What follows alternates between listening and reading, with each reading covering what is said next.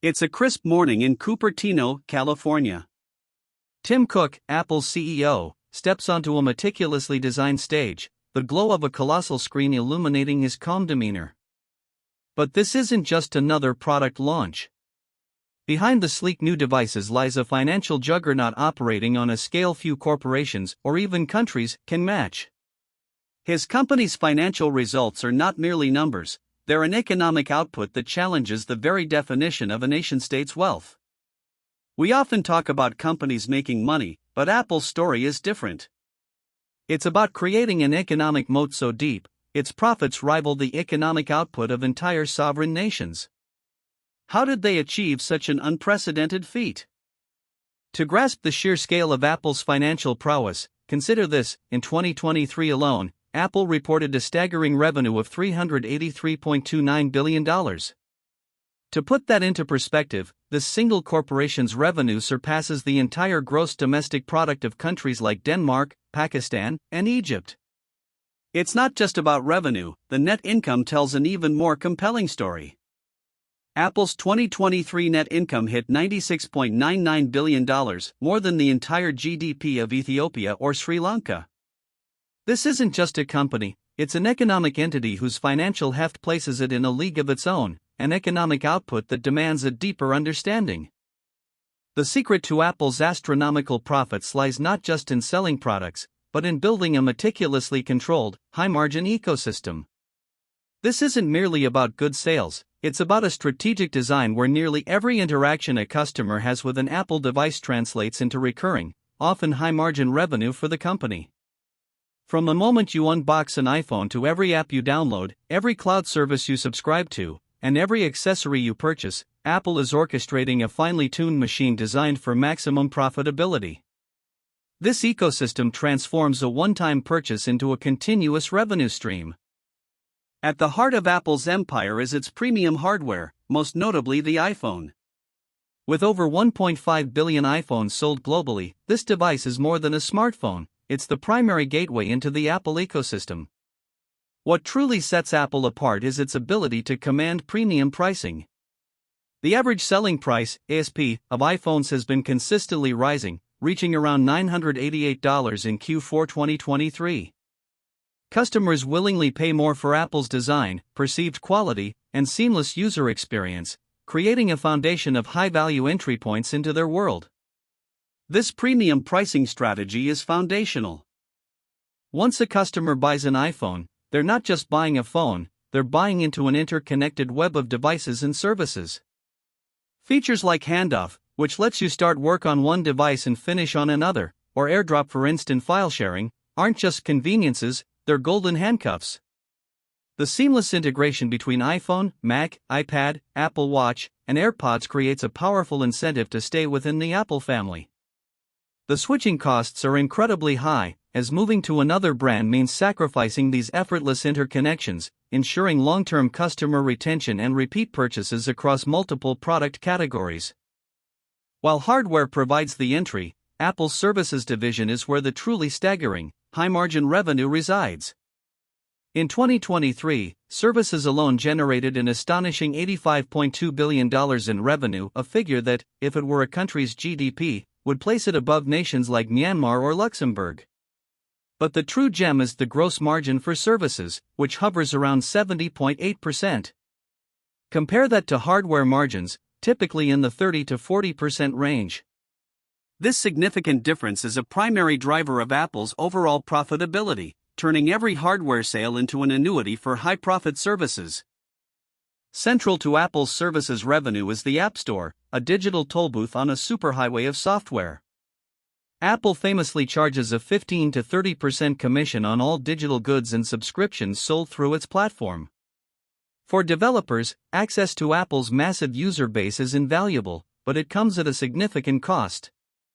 In 2023, the App Store generated over $100 billion for developers, implying Apple's own cut was a substantial multi-billion-dollar sum. This revenue stream is nearly pure profit, requiring minimal additional infrastructure costs from Apple, making it one of the most profitable endeavors in tech history. Beyond the App Store, Apple has meticulously built a subscription empire designed to turn every customer into a recurring revenue stream. Apple Music boasts over 100 million subscribers, while iCloud has over 400 million paying subscribers, dominating 75% of cloud storage for iPhone users. Then there's Apple TV Plus with over 50 million subscribers, along with Apple Arcade and Apple Fitness Plus. Each of these services, priced at a modest monthly fee, cumulatively generates billions in predictable, high-margin income. This network of subscriptions ensures that customers aren't just buying a device, but continually renting a piece of the Apple experience. Even less obvious revenue streams contribute significantly. Apple's nascent advertising business, primarily through search ads on the App Store, is already generating over $4 billion annually and growing rapidly. This strategic placement ensures developers pay to get noticed, adding another layer to Apple's high-margin services. Then there's AppleCare, the extended warranty program. It's not just a customer service offering, it's a profitable insurance product that provides peace of mind for users and another consistent revenue stream for Apple, extending the financial relationship beyond the initial hardware purchase. These diverse offerings demonstrate a comprehensive revenue strategy. Apple's financial success is deeply rooted in unparalleled brand loyalty. Forbes estimates Apple's brand value at a staggering $500 billion.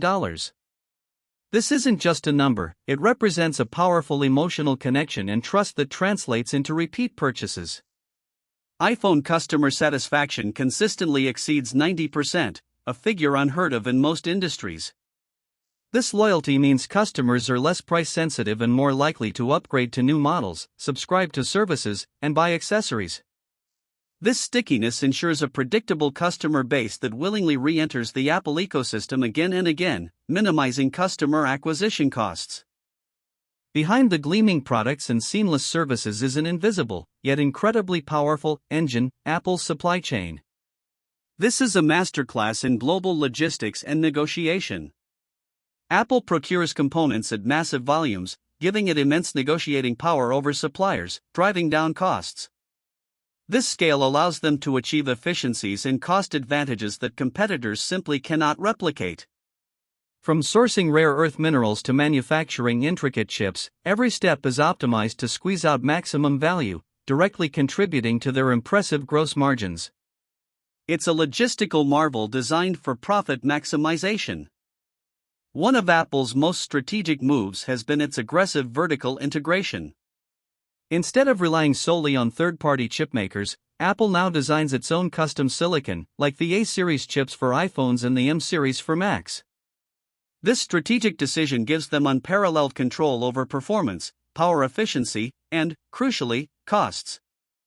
By owning the intellectual property for these critical components, Apple reduces reliance on external suppliers, optimizes performance for its specific ecosystem, and retains a larger portion of the value chain.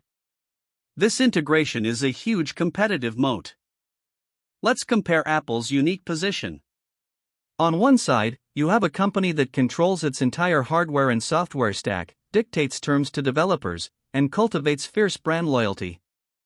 On the other, many traditional companies, or even countries, operate with far less control, facing intense competition, fluctuating commodity prices, and less predictable revenue streams.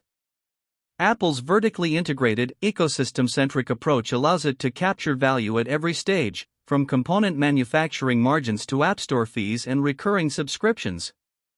This contrasts sharply with businesses that might specialize in just one area, leaving them vulnerable. The true genius of Apple's strategy lies in its relentless focus on recurring revenue. It's not enough to sell a $1,000 iPhone once. Apple wants a piece of the customer's wallet every month, every year. iCloud storage, Apple Music, Apple TV Plus, App Store subscriptions, these are all small, seemingly insignificant charges that compound into billions of dollars annually. This predictable revenue stream is gold to investors, allowing Apple to plan for the future, invest heavily in R&D, and maintain its dominant market position.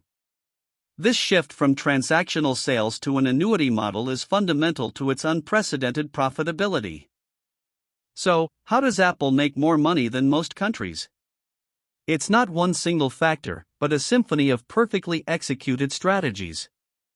Premium hardware acts as the enticing entry point. A tightly integrated ecosystem creates invaluable customer stickiness and high switching costs. A burgeoning services division, spearheaded by the App Store and an array of subscriptions, generates incredibly high margin, recurring revenue. All of this is underpinned by unparalleled brand loyalty and a ruthlessly efficient, vertically integrated supply chain. Each piece reinforces the others, creating a virtuous cycle of profit and growth that is nearly impossible for competitors to replicate. Apple's journey from a garage startup to an economic superpower is a testament to strategic vision and relentless execution. It demonstrates that in the modern global economy, a single corporation, through a brilliant combination of hardware excellence, software ecosystems, and services innovation, can generate financial output rivaling, and often exceeding, the economic performance of entire sovereign nations.